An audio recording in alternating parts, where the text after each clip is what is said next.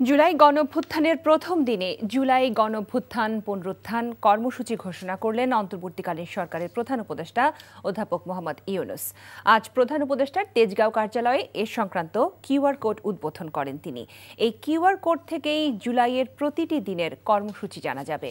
অনুষ্ঠানে জাতীয় বিশ্ববিদ্যালয় প্রবর্তিত জুলাই শহীদ স্মৃতি বৃত্তিপ্রাপ্ত 2040 জন শিক্ষার্থীর হাতে বৃত্তির চেক তুলে দেন প্রধান উপদেষ্টা।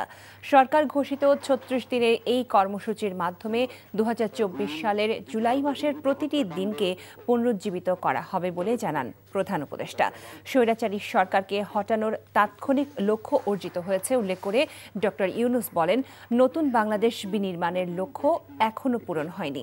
প্রধান উপদেষ্টা বলেন, সামনের পথ অনেক কঠিন, তবে একই সাথে সম্ভাবনার।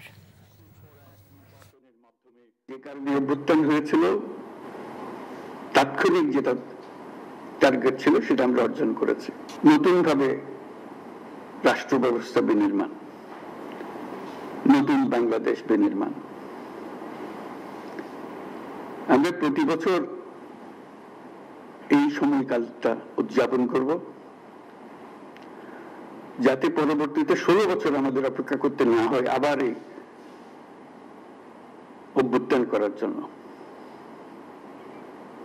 আমরা প্রতি বছর এটা করব, যাতে কোন স্বৈরাচারের কোন চিহ্ন দেখা গেলে সেটা তাৎক্ষণিকভাবে আমরা বিনাশ করতে পারি। বান্ডেল থাকলে প্রতি সেনমানিতে টাকা বাঁচবে। বিকাশ সেনমানি বান্ডেল কিনে জিতুন প্রতি লেনদেনে।